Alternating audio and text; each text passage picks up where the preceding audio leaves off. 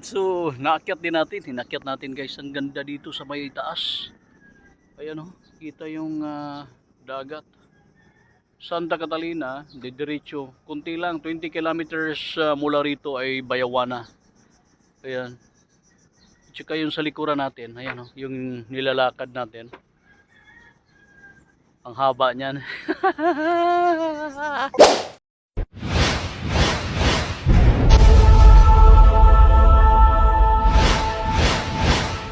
So, ayun na.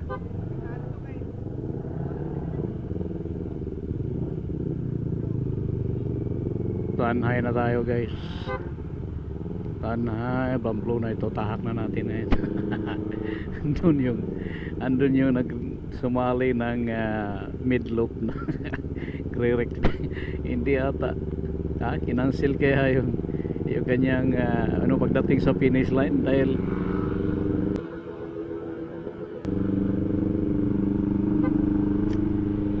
masyadong maaga dumating. Ito yung pinakamarami yata ngayon tingnan natin kung mas marami ba ngayon kaysa last Sunday. Tingnan natin umabot dito yung taga taga ibang distrito. Pamplona na tayo papasok. Ubugon, Pamplona, Tanhay, part ng Tanhay pa ito guys. Tingnan natin kung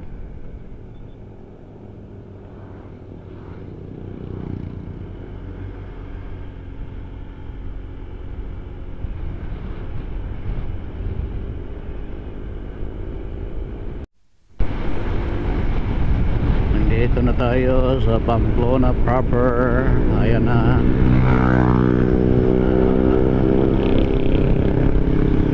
Pamplona na tayo.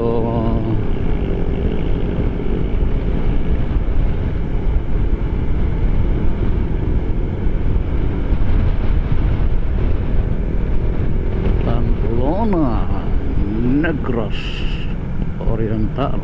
Ayan po. Magkano ang gasolin dito? Premium 79. Ayos rin naman pala. Pwede naman tayo dito magpagas. Dito na lang siguro tayo dahil mura lang dito. Dito na.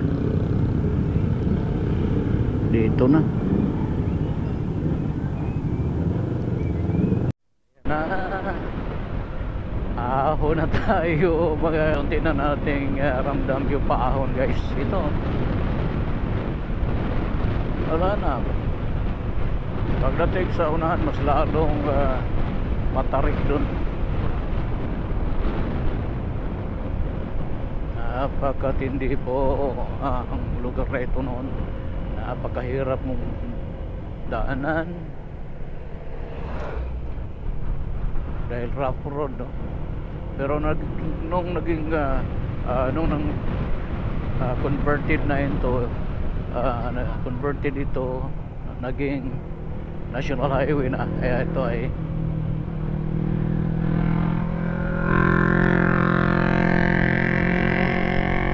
nabigyan ng budget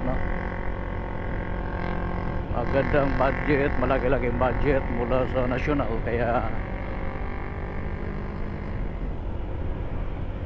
ang resulta ngayon.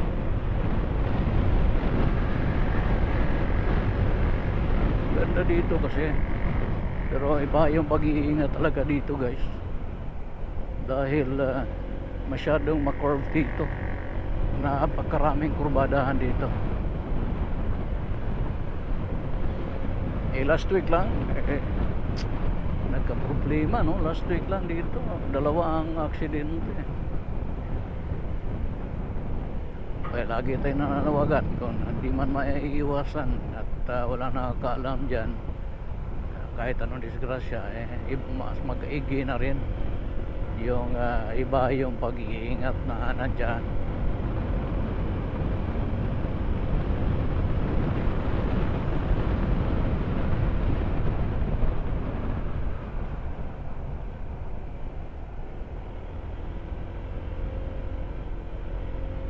Kailangan control lang talaga yung pagpabangking mo dito.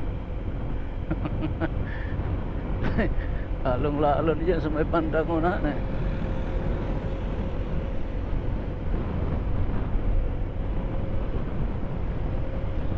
Eh kung scooter lang naman ang dala mo, kailangan mo talaga dito magiging alaala eh. Lalo na kapag pababa ka na. Ayan dito sa may bandang unahan, dyan na yung mamitikay. Oh, kita mo ang baba mula rito. Dito dandahan tayo dito kasi dyan yung pitik, kung mayroon man. Sa ngayon wala pa. Saan kaya sila pumwesto? Saan kaya pumwesto yun? Wala dito.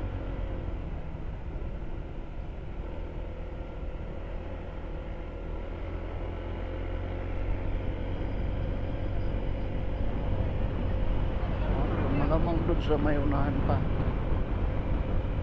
Malapit na sa may Cafe Alicia. Meron magkala-pwesto doon eh.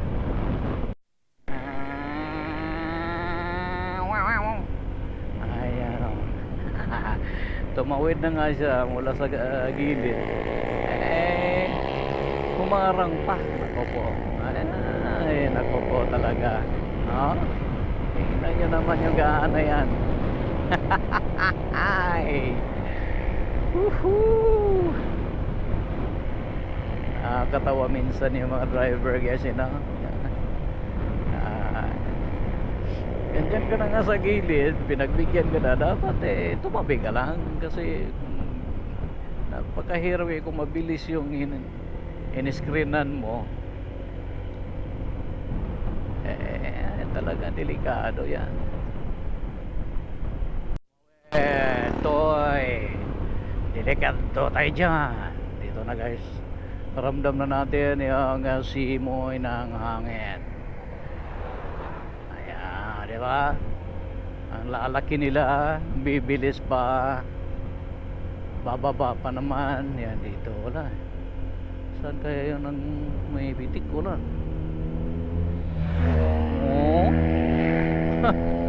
BMW ba naman eh. Sige, mauna kayong ito na yung sinasabi natin na kapagaganda. Ito na. Kita ka sa Mitikay.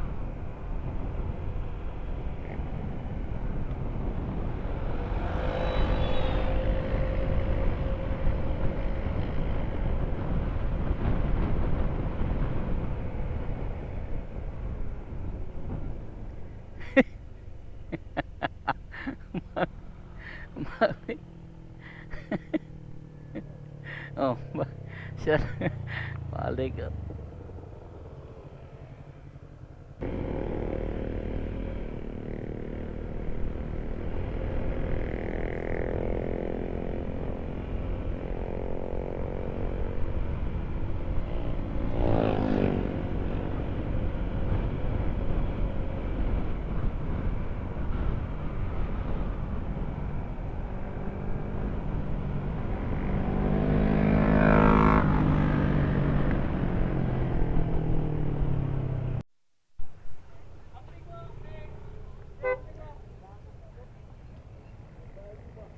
Okay, so diretso tayo guys sa may Dawin tayo.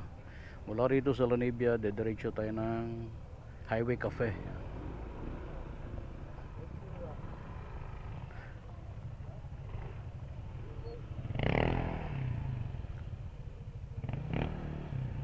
Yan, so walang box. So di pala di ata natuloy yung meet and greet dito, kaya dumami yung mga pimitikay, no?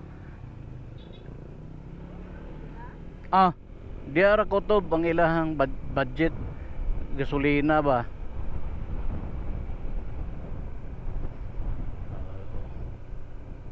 Ayan, so diretso tayo ng Santa Catalina to Dawin na.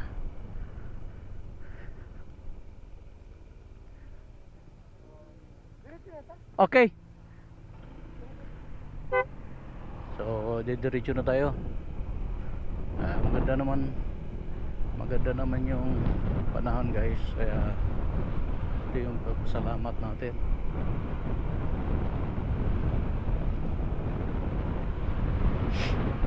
Akala ko may mag-ano pa nun, eh mahirap naman tayo lang ang mag-order ng pagkain tapos yung mga kasamahan natin ay naghihintay, kaya yun, diretso na lang tayo.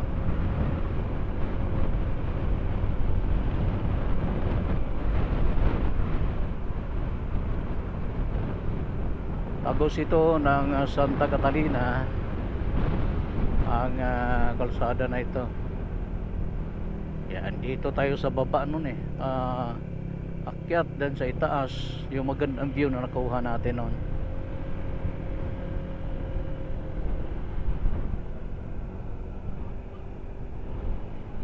Yan, ganda dito makakita ng magandang view na, kasi patalikod na ito guys nasa likod na portion na ito ng I think Pamplona. Magkadikit kasi ang Pamplona at ang Santa Catalina, kaya ito 9, malamang part pa ito ng 9, part pa ng ng Pamplona, no? Ayan, napakamaliwanag na dito pagka gabi. Wala ito noon napakalaking tulong ang solar, kasi di nagagastos ang gobyerno. Isang gastusan lang ng gobyerno dyan. Pag-purchase lang ng mga solar panel na yan, poste, at wala nang babayaran monthly, no? Para sa kuryente. Kaya isang buhusan ng budget lang. Maliwanag na pala dito kapag gabi, no? Ito yung sinasabi ko sa inyo, dapat kailangan mag-iingat dito dahil yung ating Honda Fit noon dito yakang-yaka ito overload pa. Overloaded pa yun talaga naman, nakakamisit sa sakyan na yun. Dami namin malalaki pa yung sakay ko, kaya niya ang kahit anong tarik dito kayo makain kapag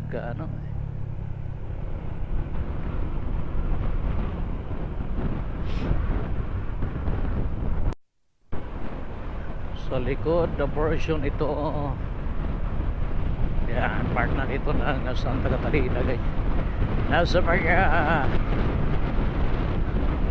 10 to 12 kilometers ang distansya natin ngayon mula rito hanggang dun sa may proper ng Santa Catalina.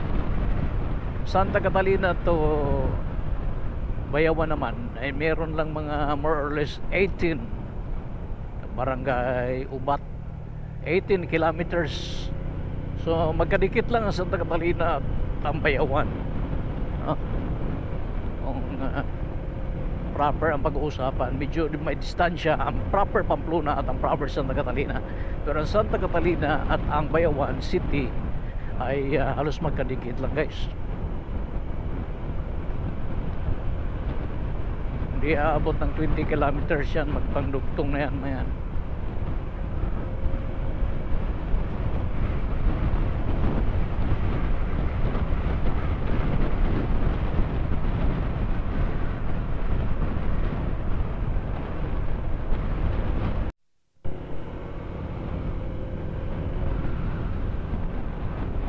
Ganda ng daan ngayon dito guys. Yan, ito biglang ahon naman ito. Yan, biglang ahon ito. Yan, dito makikita yung monkey sanctuary nila doon sa may bandang unahan pa. Monkey sanctuary.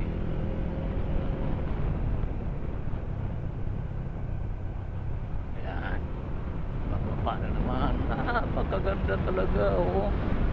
Yan diba?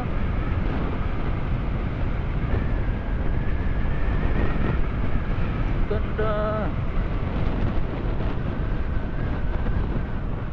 dito yung Santa Box, yung Palwa, yung sasakay ka ng Palwa guys, Palwa sa Bisaya. Yan, Palwa ang ilong mo, parang palwa ang ilong mo. Road 711, parang palwa ang ilong mo. Dito yung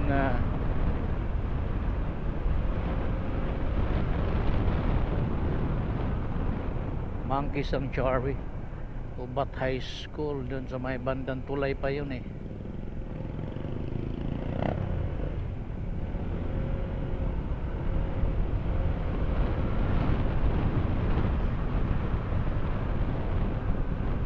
Ingat ka talaga dito dahil masyadong curve dito guys.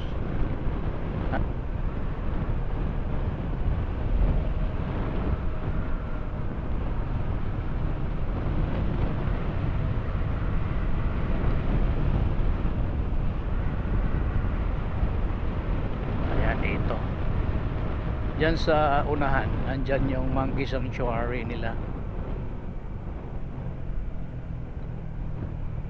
Yung Santa Box andarito mabot yung source dito, no, diyan sa may unahan.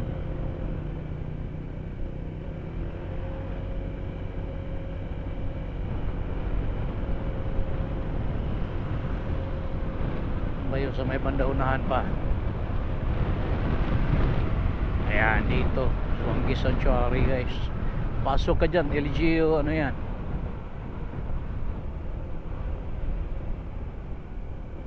Ayan no, pero dahil diretso tayo ng Dawin, hindi tayo mag-update dyan.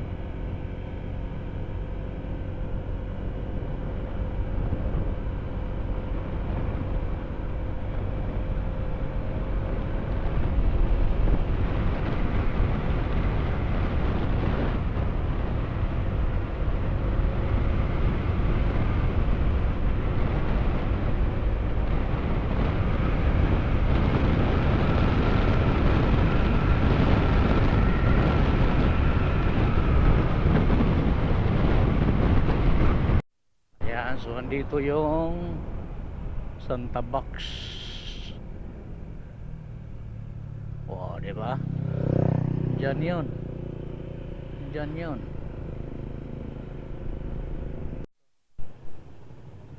Ayan, so nasa Santa Catalina na tayo ha. Labas na tayo na Santa Catalina at maghahanap tayo ng makakainan dito dahil gutom na,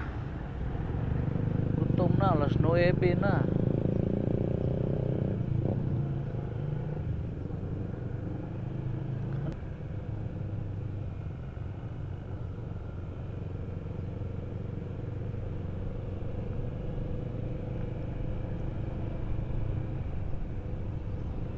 So ito yung plaza nila, ito yung plaza. Ito yung plaza nila, simbahan.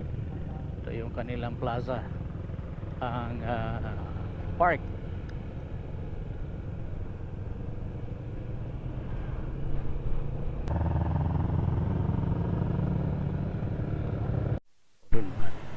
So meron silang kape dito, Star Palwa, Santa Box.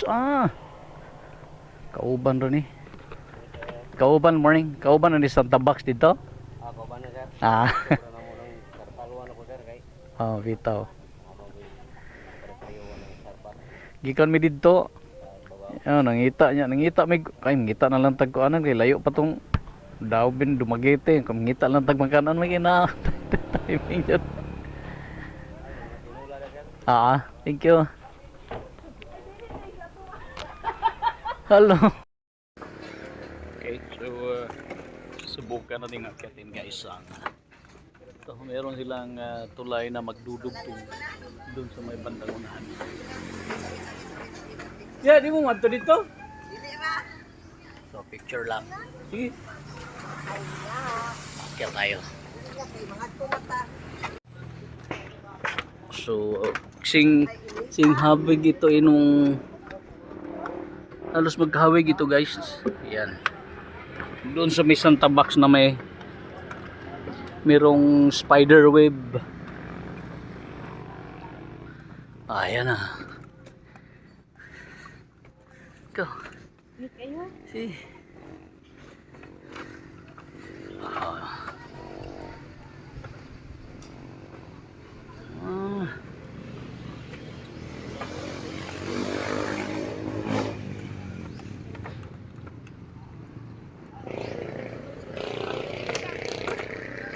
Dito. Mo gani. Sige. Naipayag no. Silo ang payag. Atong tanawon dito, mo sa view dito sa unahan.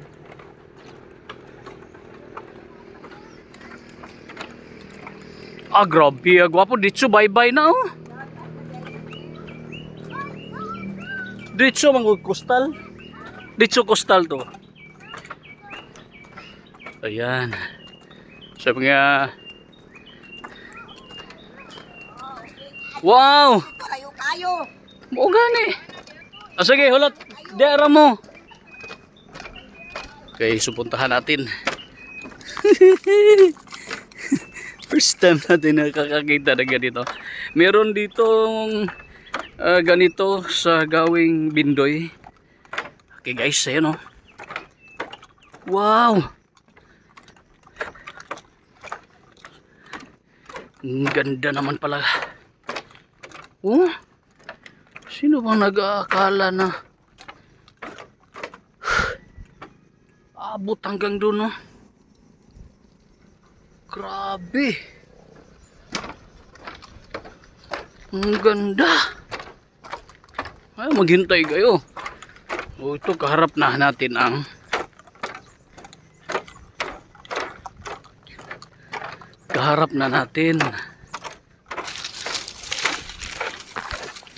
ayan na. So pwede kang bumaba dito. Ayan sa baba. Ito. Ayan oh. Kita na. So naakyat din natin. Hinakyat natin guys. Ang ganda dito sa may taas. Ayan oh. Kita yung dagat. Santa Catalina, diretso. Kunti lang, 20 kilometers mula rito ay Bayawana. Ayan. Tsaka yung sa likuran natin, ayan oh, yung nilalakad natin. Ang haba niyan. Santa Box guys. So tapos na tayong kumain dito.